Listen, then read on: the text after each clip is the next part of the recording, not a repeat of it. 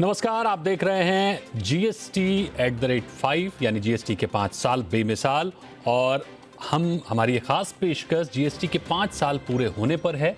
तो देखते हैं कि जीएसटी के 5 साल पूरे होने में ये कैसा रहा, इसने व्यापारियों के लिए कितना बेहतर किया, व्यापारी इससे कितने खुश हैं। इस खास पेशकश में करेंगे जीएसटी की बात।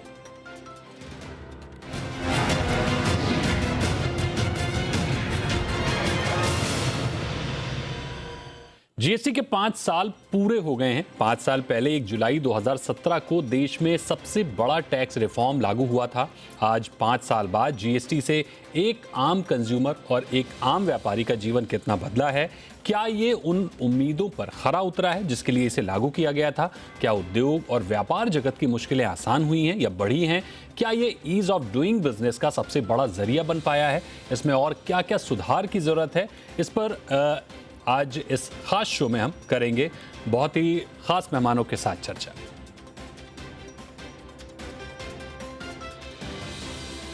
तो सबसे पहले आपको सुनाते हैं कि जीएसटी के 5 साल पूरे होने पर सीबीआईसी यानी central board of indirect taxes और कस्टम्स के चेयरमैन विवेक जौहरी का क्या कहना है।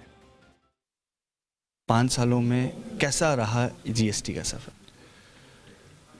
देखिए, जीएसटी का सफ़र ओवरऑल अगर मुझसे पूछें तो बहुत पॉजिटिव रहा। आज हमने 5 उद्यमियों को फेस टू फेस सुना वित्त मंत्री के प्रेजेंस में।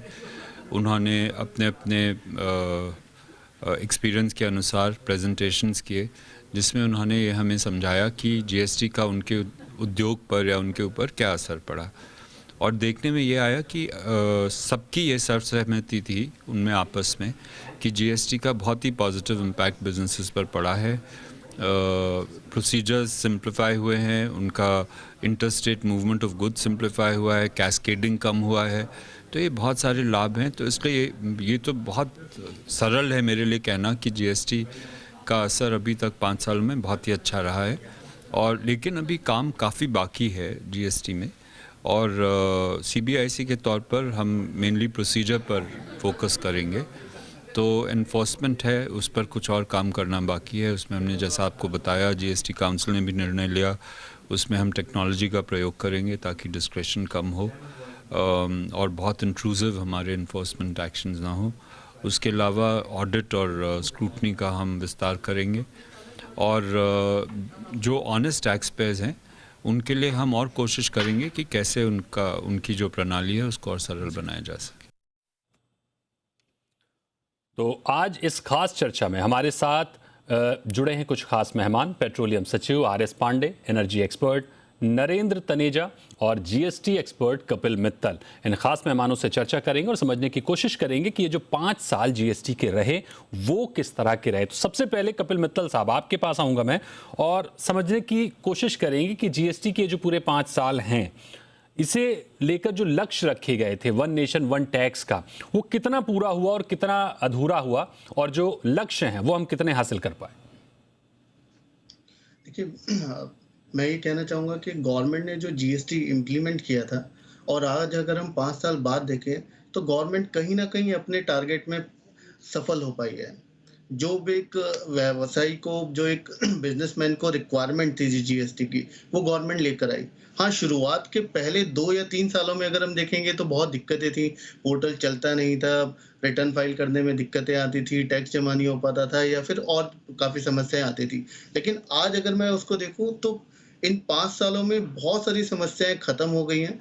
जीएसटी एक बहुत ही अच्छी प्रणाली के तरह निकल कर आ रहा है, जिसमें कि हम देख सकते हैं, इसका अंदाजा इसी से लग सकता है कि जब जीएसटी शुरू हुआ था तो लगभग 64 लाख करदाता उसमें हुआ करते थे। आज 5 साल होने तक 1 करोड़ 38 लाख करदाता इसमें हो गए हैं। तो आप देखेंगे लगभग 100% इंक्रीज हो गया है करदाताओं में।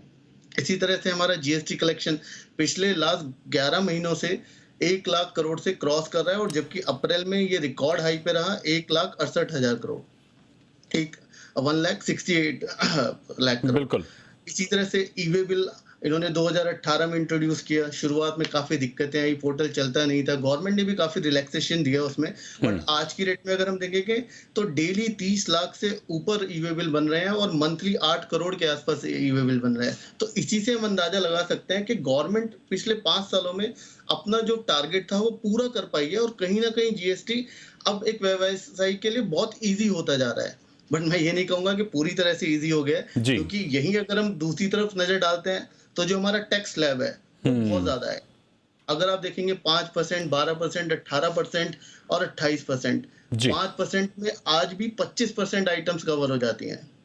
22% में आप देखेंगे लगभग 12% में आप देखेंगे तो लगभग 22% आइटम कवर हो जाती हैं। इसी तरह से 18% जो कि एक बहुत ही मेजर और हैवी रेट है, उसमें 50% आइटम्स कवर हो जाती हैं।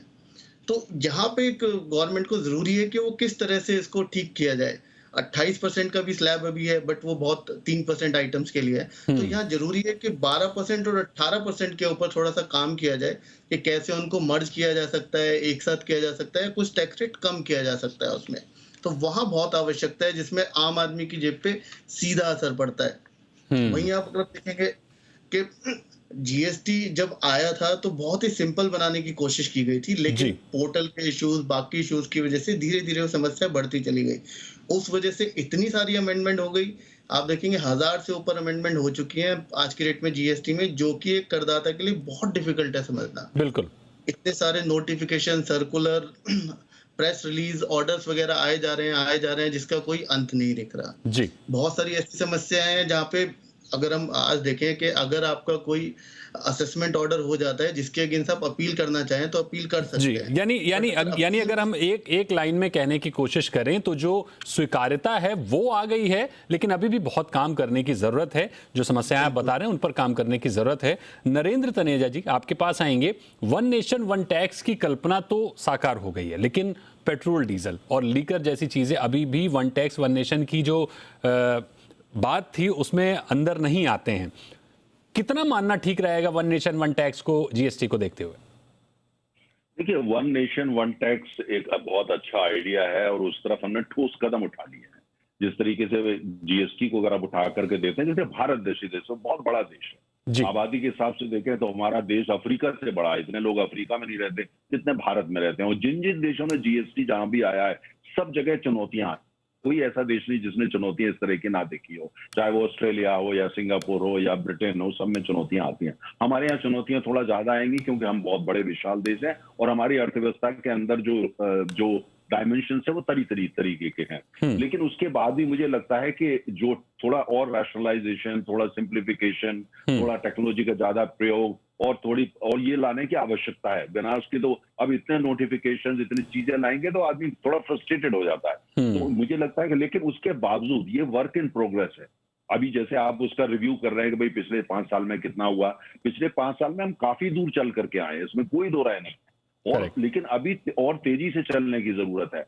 और साथ में ये है कि थोड़ा इसको भी सिंप्लीफाई करना है। बीच बीच में जो चीजें लेके आई जाती हैं, कोई प्रेस रिलीज से आ जाती है, कोई, वो सबको अवॉइड करना चाहिए क्योंकि हर आदमी उनको लोग अपना एक कंपनी अपना बिजनेस करेगी या एक स्मॉल एंटरप्राइज अपना बिजनेस करेगा, उसका अकाउंटेंट जीएसटी खाली देखेगा या नोटिफिकेशन देखेगा या अपना बिजनेस करेगा। तो ये हमको देखने की आवश्यकता है। लेकिन साथ में हमारे यहाँ तमाम ऐसे राज्य हैं, खासतौर से उत्तर भारत में और भारत में, जिनकी जो इनकम है, रेवेन्यू, उसमें सबसे बड़ा जो इनकम उनकी होती है वो तो स्टैंप ड्यूटी कलेक्शन से है, दूसरी शराब तंबाकू से है, तीसरी पेट्रोल डीजल पे जो उनको टैक्स मिल। बिल्कुल। उन राज्यों से ये उम्मीद करना कि पेट्रोल डीजल का टैक्स वो छोड़ देंगे जो केंद्र सरकार कलेक्शन करके उनको हाथ में दे देती है, उनको कुछ नहीं लगता, बड़े आसानी से उनको मिलता है क्योंकि कलेक्शन तो सही केंद्र सरकार करती है। दूसरी तरफ जो स्टैंप ड्यूटी का वो तो मेजर रेवेन्यू सोर्स है, इसी तरह जो शराब और इसकी मेजर रेवेन्यू सोर्स है।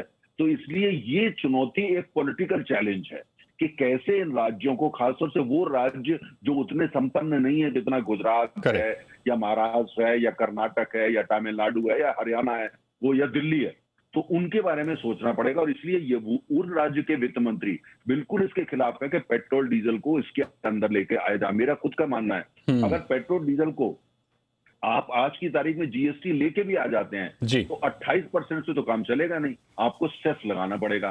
कोई राज्य राजी नहीं होगा, संपन्न राज्य भी राजी नहीं होंगे कि 28% टैक्स से उसमें वो जो अभी तक कमाई होती है सरकार की, केंद्र सरकार की, सब उसमें हो जाए। मतलब 28% टोटल टैक्स पेट्रोल डीजल पे कोई राज्य राजी नहीं होगा।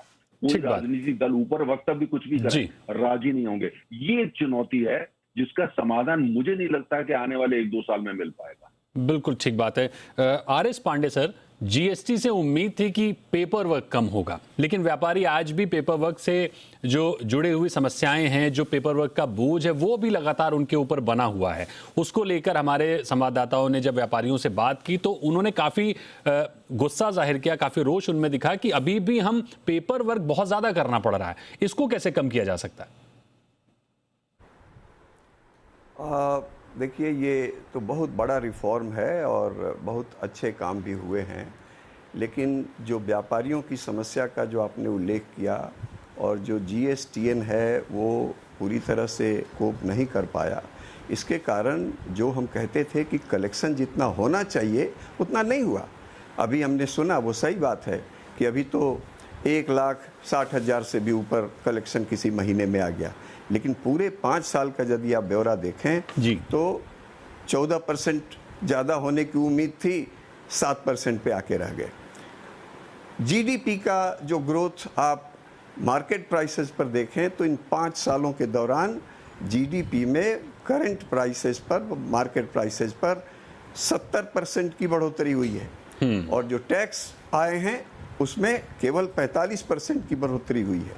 तो ये कहना, जिस तरह से हमने रेट तय किए, जिस तरह से एक रेट होना चाहिए था वो नहीं होके 5 रेट लगाए जी, बीच में चुनाव के साल में इस ब्रैकेट से उस ब्रैकेट में काफ़ी आइटम्स को ट्रांसफ़र किया, पेट्रोल डीजल को अलग रखा, इन सब का परिणाम ये हुआ कि टोटल टैक्स कलेक्शन जितनी उम्मीद थी उतना नहीं हुआ।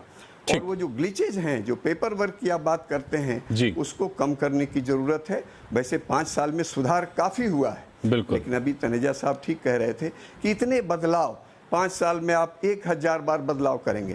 पहले साल में ही जब काफ़ी निराशा लग रही थी पहले साल में, अभी तो काफ़ी ठीक हो गया मामला जी, 1 साल में ही करीब 400 बदलाव किए गए। तो वो टेक्नोलॉजी भी इतने बदलावों से कोप अप करने में सक्षम नहीं रहा और अभी तो इनपुट टैक्स क्रेडिट में समस्याएं हैं, कोर्ट केस भी हुए हैं, तो कई तरह के सुधार अभी करने आवश्यक हैं।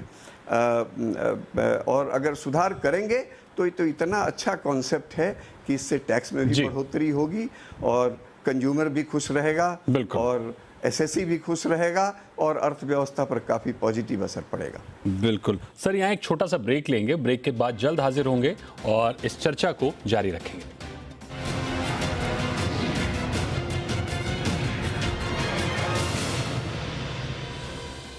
एक बार फिर से स्वागत है आपका। हमारी खास पेशकश अब क्या बदलाव जरूरी है में 5 साल पूरे हो चुके हैं जीएसटी के और हम बात कर रहे हैं कि इन 5 सालों में जीएसटी ने कितना बेहतर किया, व्यापारी इससे कितने खुश हैं और क्या कुछ उनकी दिक्कतें हैं। मेरा अगला सवाल मित्तल साहब आपसे होगा कि फाइलिंग में छोटी सी गलती व्यापारियों पर भारी पड़ती है। व्यापारियों का कहना है कि हेल्प डेस्क जो है उससे भी उनको खास मदद नहीं मिलती है और इधर उधर भटकना पड़ता है। इसको कैसे बेहतर किया जा सकता है? क्योंकि आपने अभी जब अपना पहला वक्तव्य बताया तो उसमें तमाम तरह की जो प्रॉब्लम थी उनका आपने जिक्र किया। ये आम व्यापारी की समस्या है जिसने जो रूबरू रोज होता है उससे, तो इसको ठीक करने के क्या उपाय हैं? देखिए, मैं आपको बताता हूँ इसमें होता क्या है। जब भी कोई एक व्यापारी अपनी कोई भी रिटर्न फाइल करता है तो उसको ठीक करने के प्रावधान अभी भी हमारे जीएसटी के अंदर है, लेकिन दिक्कतें कहाँ पर आती हैं? दिक्कतें यहाँ आती हैं कि वो जो प्रावधान है वो इतनी सारी जो अमेंडमेंट होती है डे टू डे में उसके अंदर दिए गए हैं, उसको समझना, उसको इम्प्लीमेंट करना, उसको डे टू डे में उनको काम में अपने लाना बड़ा डिफिकल्ट हो जाता है। कुछ समस्या अभी भी ऐसी है जिसका कोई अभी भी जीएसटी के अंदर कोई भी सुझाव या कोई भी उपाय नहीं दिया गया। जिसमें से एक छोटी सी समस्या आपको बताता हूँ कि हमारे यहाँ 3 जीएसटी हैं, एक आईजीएसटी, एक सीजीएसटी, एक एसजीएसटी। आपको अपनी लायबिलिटी सीजीएसटी और एसजीएसटी में पे करनी है, आपने गलती से उसे आईजीएसटी के अंदर पे कर दिया जी, तो जीएसटी में सिर्फ एक ही प्रावधान है कि अगर आपने गलती से रॉन्ग टैक्स हेड में अपना टैक्स जमा करा दिया तो आपको उसका रिफंड ही लेना पड़ेगा, आप उसको बाकी सीजीएसटी या एसजीएसटी से अपना एडजस्ट नहीं कर सकते। ये बहुत ही गलत प्रावधान है। इसमें एक इंडिविजुअल को, एक बिजनेसमैन को खुद से असेसमेंट होना चाहिए, खुद से एक ऑप्शन देना चाहिए कि अगर उसने गलत टैक्स हेड में जमा करा दिया है तो वो उसको करेक्ट कर सके और अपने बाकी दोनों हेड्स में ले जा सके। इसी तरह से कई बार क्या होता है कि जब आप अपनी रिटर्न फाइल कर रहे हैं, आपको नहीं पता होता, आपने एक इनवॉइस रेज करा किसी अपने कस्टमर को और वो इनवॉइस आपने अपने जीएसटी पोर्टल पे दिखा दिया जी। उसको ठीक करने का जो समय दिया गया है वो फाइनेंशियल ईयर, वित्तीय वर्ष के खत्म होने के 6 महीने के अंदर दिया गया है। लेकिन कई बार क्या होता है कि वो गुड्स अप्रूव होते होते, वो इनवॉइस वहां पे जाते जाते, माल की सारी चीजें पता लगते लगते 6 महीने से ऊपर समय निकल जाता है। ठीक। वहां पे अगर आपके सेल इनवॉइस पे कोई भी डिडक्शन होता है तो उसका बेनिफिट आप जीएसटी में नहीं ले पाते हैं। तो इस टाइप की कुछ बहुत सारी समस्याएं हैं जिसपे गवर्नमेंट को काम करना पड़ेगा। इसमें एक सबसे अच्छा तरीका क्या हो सकता है कि जैसे अभी हम देखते हैं कि हमारी जो क्वार्टरली जीएसटी रिटर्न है उसको जो लिमिट है वो 1,50,00,000 की है कि आपकी टर्नओवर, आपकी सालाना जो सेल है वो 1,50,00,000 तक है तो आप क्वार्टरली रिटर्न कर सकते हैं। बिल्कुल। मेरा मानना है कि इसको बढ़ा के 5 करोड़ कर देना चाहिए। इससे होगा क्या कि अभी जो हमारे लगभग 80 से 85% करदाता उस 1.5 करोड़ में जो कवर होते हैं वो बढ़ के लगभग 95% के आसपास पहुंच जाएंगे। बिल्कुल। और प्लस छोटे छोटे व्यवसायी को बहुत बेनिफिट मिलेगा, उन्हें मंथली रिटर्न से निजात मिलेगी। मतलब समय ज्यादा मिल जाएगा, थोड़ा सा ड्यूरेशन बढ़ जाएगा, उनका काम करना थोड़ा सा आसान हो जाएगा। नरेंद्र तनेजा जी, जो कि जिसका जिक्र अभी मित्तल साहब ने भी किया कि पिछले 5 साल में करीब 1100 संशोधन हो चुके हैं, यानी अगर हम इसको कैलकुलेट करें तो हर महीने करीब 18 से 19 संशोधन। व्यापारियों का कहना है कि जब तक हम एक बदलाव को समझते हैं तब तक अगला बदलाव आ जाता है। जीएसटी का परफेक्शन कब होगा, कब ये पूरी तरह से परफेक्ट हो जाएगा? देखिए, जैसे मैंने पहले आपको कहा कि जहां जहां जीएसटी आई है वहां वहां जो ये चुनौतियां आई हैं, विकसित देशों में उन्होंने उसका समाधान जल्दी ढूंढ लिया। क्योंकि हमारे यहाँ जिस तरह से सारे टैक्सेस के स्ट्रक्चर बने हुए हैं, आपने देखा पहले एक चीज पे कहाँ शहर अलग टैक्स लेता था, म्यूनिसिपैलिटी अलग लेती थी, राज्य अलग लेता था, तरह तरह के टैक्सेस होते थे। तो उसको सिंप्लीफाई करके जो 5 साल में जहां हम पहुंचे हैं, और ये नहीं भूलना चाहिए 5 साल में 2.5 साल कोविड के भी थे, वो भी दिक्कतें थी, जब ऐसे भी समय था जब कहीं कोई काम ही नहीं हो रहा था। तो इसलिए जो मुझे लगता है जहां पहुंचे हैं ये एक बहुत अच्छा लंबा सफर हमने तय करा है और सक्सेसफुली तय करा है। सबसे बड़ी बात यह है कि चाहे केंद्र सरकार हो या राज्य सरकार हो, कुल मिला के जो जीएसटी जो काउंसिल है वहां उनकी कोशिश है ये कि सिंप्लीफाई करो और इसको आसान बनाओ, और जो करदाता है उसका जीवन जो है, खासतौर से जो छोटा बिजनेसमैन है, उसके लाइफ को थोड़ा एक जो उसको सुगम करो, आसान करो। तो ये एक तरह का जो एक नजरिया है, ये एक बड़ी पॉजिटिव बात है। लेकिन साथ में मुझे लगता है कि ये जो जितने अभी तक बात में जो आते हैं, भाई कभी नोटिफिकेशन आ गया, कभी प्रेस रिलीज, ये सबको जो है कुछ लोगों को बैठना चाहिए मिनिस्ट्री ऑफ लॉ में और बैठ के उनको सिंप्लीफाई करके एक कानून बना देना चाहिए, ये सबको खत्म करना चाहिए। मुझे लगता है कि इसको लेकर के सरकार भी कोशिश करेगी। लेकिन जैसे कहा, जहां तक टैक्स जीएसटी एक कॉन्सेप्ट है वो देश ने स्वीकार कर लिया। बिल्कुल। जीएसटी से फायदे कितने होते हैं वो देश ने देख लिया। आने वाले समय में 1 नेशन 1 टैक्स से कुल मिलाकर के, चाहे व्यक्ति हैं, चाहे बहुत बड़ा जो एक समूह है, चाहे विदेशी निवेशक हो या कोई, सबने देख लिया भाई इसको ये माना जाता है, इससे कुल मिला के फायदा है। और मुझे लगता है कि इसमें जो कमियां हैं उसको पॉइंट आउट करें, उस पर चर्चा करें और सरकार पर जोर डालें, इसको ठीक करिए। और टेक्नोलॉजी आजकल हमारे देश में उपलब्ध है, इसको ठीक किया जाएगा। लेकिन 5 साल में जो कुछ हमने हासिल कर लिया है जी, उसके लिए जो है जी, इसमें बिल्कुल कोई दो राय नहीं है कि 5 साल में हमने जो 1 नेशन 1 टैक्स की जो अवधारणा मानी थी उसमें काफी कुछ हासिल हो चुका है। करीब 2-3 दर्जन जो हम टैक्स देते थे उसमें काफी कुछ हासिल हो चुका है। अब कम से कम सिर्फ एक नाम है जीएसटी, लेकिन उसको भी जो कुछ बेहतर बनाने की कोशिश की जा रही है या जिस पर हम चर्चा कर रहे हैं वो काम करने की जरूरत है। आर एस पांडे साहब, एक सवाल मेरा यह है कि जीएसटी को लेकर राज्य और केंद्र का विवाद भी बराबर बना हुआ है। कई राज्यों की दलील है कि उनके नुकसान की भरपाई नहीं हो पा रही है। नुकसान की भरपाई करने में कहां दिक्कतें आ रही हैं राज्यों के साथ? ये सबसे बड़ा मुद्दा होगा, क्योंकि जो हमने कॉन्स्टिट्यूशन में बदलाव किए, स्टेट्स की जो सॉवरेंटी थी उसमें भी कमी आई, केंद्र को भी सर्विसेज पर टैक्स लगाने का एक्सक्लूसिव अधिकार था जो राज्य के साथ शेयर किया गया, लेकिन उसमें कॉम्पनसेशन की बात जब तक नहीं हुई तब तक ये एग्रीमेंट फाइनल हुआ नहीं। पहले भी 2010-11 में भी ऑलमोस्ट फाइनल था ये लागू करना, लेकिन बात कहाँ अटक गई? कॉम्पनसेशन, उस समय की सरकार कॉम्पनसेशन पर एग्री नहीं कर सकी, इसलिए वो फाइनल नहीं हो सका। अब भी जो पिछली मीटिंग हुई थी, इसमें करीब करीब सभी राज्यों ने, जहाँ कमी नहीं हुई है उन लोगों ने भी, और कमी तो बहुत राज्यों में हुई है, तो सब लोगों ने कहा कि कॉम्पनसेशन देना जरूरी है। अब सरकार कहाँ से कॉम्पनसेशन देगी? वो सेस लगाने की जो बात है वो 2026 तक एक्सटेंड किया गया है, लेकिन उससे भी ये 14% में जो कमी आएगी, उतना कॉम्पनसेशन देना संभव हो पाएगा क्या?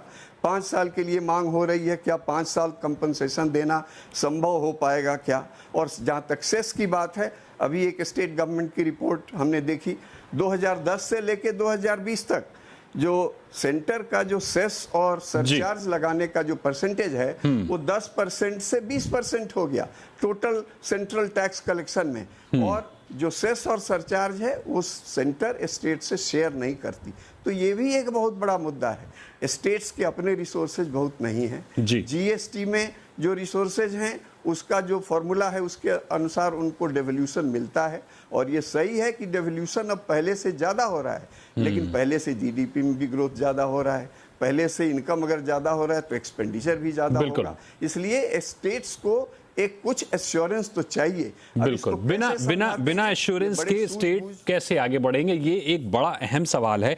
नरेंद्र तनेजा जी, एक और सवाल आपसे लेंगे बहुत ही संक्षिप्त में, कि जीएसटी की अवधारणा को लेकर सुप्रीम कोर्ट ने जो अपना वक्तव्य दिया था कि ये एक परामर्शदाता संस्था है, राज्य माने या ना माने इसके लिए वो बाध्यकारी नहीं है, तो इस दुविधा को लेकर क्या पूरी तरह से लोग मतलब कंफ्यूजन दूर हो चुका है या अभी भी कंफ्यूजन बना हुआ है?